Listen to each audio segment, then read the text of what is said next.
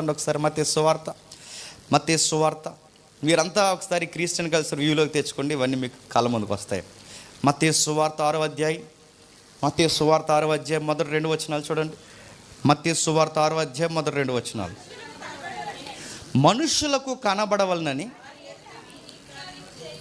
వారి ఎదుట మీ నీతి కార్యములు చేయకుండా జాగ్రత్త పడుడి, లేని ఎడల పరలోకమందున్న మీ తండ్రి యొద్ద మీరు ఫలము పొందరు. కావున ఏంటట, మనుషులకు కనబడలేని భక్తిలో కూడా మొదటి శతాబ్దంలో ఉన్నది ఏంటి చెప్పండి? మనుషులకు కనబడాలి. మనుషులకి ఎందుకు కనబడాలి చెప్పాలి? పాపులారిటీ కొరకు కనబడాలి. వాళ్ళ భక్తిని దేవుడు చూపిస్తున్నాడు. చూడండి, ఈ విధమైన భక్తి ఇది భక్తి కాదు, ఇది పాపులారిటీ, పిచ్చి అన్నాడు. ఈ రోజుల్లో సొసైటీలో గొప్ప బోధకుడు అంటే ఎవరు చెప్పాలి? సత్యం బాగా వివరించేవాడు గొప్ప బోధకుడు కాదండి, చెప్పాలి. ఏ సంఘానికి సభలకి ఎక్కువ మంది ప్రజలను రాబట్టగలిగేవాడే గొప్ప బోధకుడు. చిరాకు వచ్చే పదం చెప్తాను చూడండి. ఆ బోధకుడికి బుద్ధి లేకపోయినా, ఆ బోధకుడికి సత్యం తెలియకపోయినా, ఆ బోధకుడికి కనీసపు క్యారెక్టర్ లేకపోయినా, ఆ బోధకుడికి ఏం లేకపోయినా, ఆ బోధకుడికి ఫాలోయింగ్ ఉంటే చాలు, ఆ చర్చికి వెళ్ళిపోతామమ్మా. వెళ్ళిపోమండి. ఈరోజు మీరు చూడండి, మనకి ఈ చిన్న హాల్ సరిపోతుంది. కొంతమంది ఉంటారు బోధకులు, వాళ్ళకి హాల్ సరిపోదు. వాళ్ళకి ఎందుకు చెప్పండి?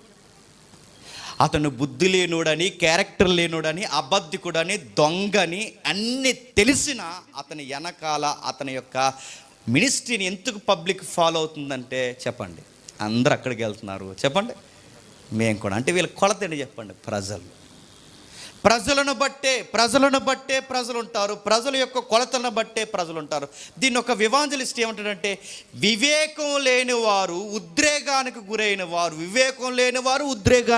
వారు ఎక్కువ మంది ఈ ట్రెండ్ ఫాలోయింగ్కి పడిపోతారట.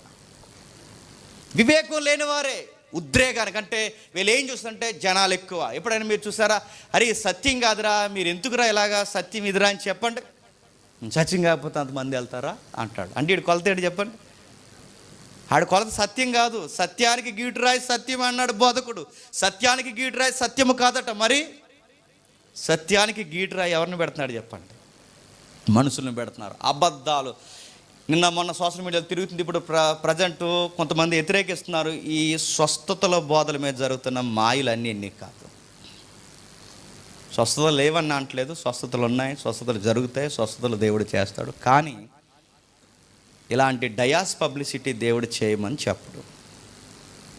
కళ్ళు మూసుకున్నారట,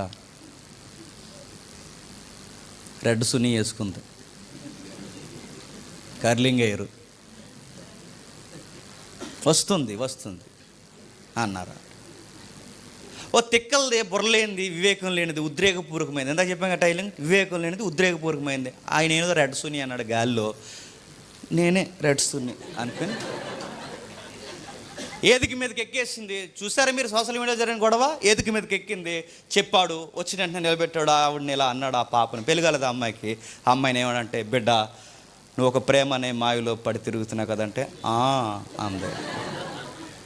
కంగారు పడుకు, ఆ దయ్యాన్ని దేవుడు ఈరోజు నీకు వదిలించిన గాక బిడ్డ ఫట్ అన్నారు. అంతే, టపాలని వెనక పడిపోయి తీసుకెళ్ళిపోయి. ఈ వీడియో వాళ్ళ పేరెంట్స్ చూశారు. ఈ రోజుకి ఆ పిల్లకి పెళ్ళి అవ్వలేదంటే, ఈ రోజుకి అలాంటోడిని కాపీ కొట్టినోడు ఇంకొకటి చిన్నోడు స్టార్ట్ అయ్యాడు. ఈయన మళ్ళీ ఈ మధ్య ఎల్లొస్తుంది అన్నాడు. ఈయన అడుగుతున్నాను, ఇవేంటంటే, అరే ఇవన్నీ తప్పు, లాజిక్కి దగ్గరగా లేవు, ఇది కరెక్ట్ కాదని బైబిల్ చెబుతున్నా ఎందుకు ఇంతమంది గొర్రెల్లాగా జనాలు వెళ్తున్నారంటే, వివేకం లేదు, ఉద్రేకం. వాళ్ళకి వివేకం లేదు. వాళ్ళు ఎంతమంది ఎందుకు వెళ్తారు? అంతమంది వెళ్తున్నారు, మేము కూడా వెళ్ళిపోతాం అంతే. జనాలు భక్తిని సెలబ్రిటీలా చూస్తారట. ప్రభు 2000 సంవత్సరాల క్రితం వ్యతిరేకించాడు. ఆయన అన్నాడు, మనుషులకు కనబడవాలని. మొట్టమొదటి పాయింట్ చెప్తున్నాడు, మనుషులు కనబడాలనుకుంటారట. రెండవది, బహిరంగ ప్రార్థనలు వీధుల్లో, నడి వీధుల్లో చేయడం స్టార్ట్ చేస్తారట. కళ్ళు మూసుకోండి అంటారంట. ఆయన రోడ్డు మీద ప్రేయర్ చేస్తుంటే మనకు పొరపాడైపోతుంటుంది. మన ఇంట్లోనే సరిగా చేయం, రోడ్డు మీద ఆయన ప్రేయర్ చేస్తుంటే ఆయన మనం చూసి అనిపిస్తుంది ఎంత భక్తిపరుడో. బస్సు ఎక్కే ముందు ప్రేయర్, బస్సు దిగే ముందు ప్రేయరు, బస్ స్టాండ్లో ఉన్నప్పుడు ప్రేయరు, ప్రేయర్, బహిరంగ ప్రార్థన. ఈ ప్రార్థన చూసి మనం ఏమనుకుంటాం చెప్పండి? భక్తిపరుడు. అంటే ఈ ప్రేయర్ అనే దాన్ని ఎలిబ్రేట్ ఎందుకు చేస్తున్నాడు చెప్పండి? ఆయనను అందరూ భక్తిపరుడు అనుకోవాలని. ఇది ఫస్ట్ సెంచరీలో స్టార్ట్ చేశారంట. మనుషులకు కనబడాలని. 2, వీళ్ళ యొక్క డివోషనల్ లైఫ్లో డెప్త్ ఉంది, వీళ్ళ భక్తి జీవితంలో లోతైన ఏరుందనడానికి వీళ్ళు ఉపవాసాలు ఎక్కువ చేస్తారంట. అందరిని కాదండో ఆయన అంటుంటా, ఉపవాసాలు చెయ్యొచ్చు, నేను కూడా చేస్తా. వాళ్ళ డివోషనల్ లైఫ్ చాలా డెప్త్ ఉందనడానికి ఉపవాసాలు చేస్తారు. ఉపవాసం చెయ్యొచ్చు, తప్పు కాదు, కానీ నెక్స్ట్ ఇంకొకటి చేస్తారు. మొఖాలు ఎకారంగా పెడతారు. అక్కడ ఉంది, ఎలా పెడతారట? మొఖాలు ఎకారంగా పెడతారు. చర్చికి మనం ఇలా స్పీడ్గా ఎక్కేసి మెట్లు ఎక్కేసి వచ్చేస్తాం, ఆడు స్లోగా మెట్లు ఎక్కుతుంటాడు, ఇలా స్లో. ఎందుకు బ్రదర్ ఏమైంది? ఏమనంటే లేదు బ్రదర్ అని. పర్లేదు చెప్పండి అంటే స్లోగా మనకి చెప్తాడు, ఫాస్టింగ్లో ఉన్నాను, 3rd డే రోజు, ఉపవాసం చేస్తున్నాను అనగానే ముఖం నిలబెట్టి ఫాస్టింగ్ ఫైనల్ డే ఈరోజు అనగానే మనకు సిగ్గేస్తుంటుంది. ఇందాక బిర్యానీ తిని వస్తాను సిగ్గు లేకుండా,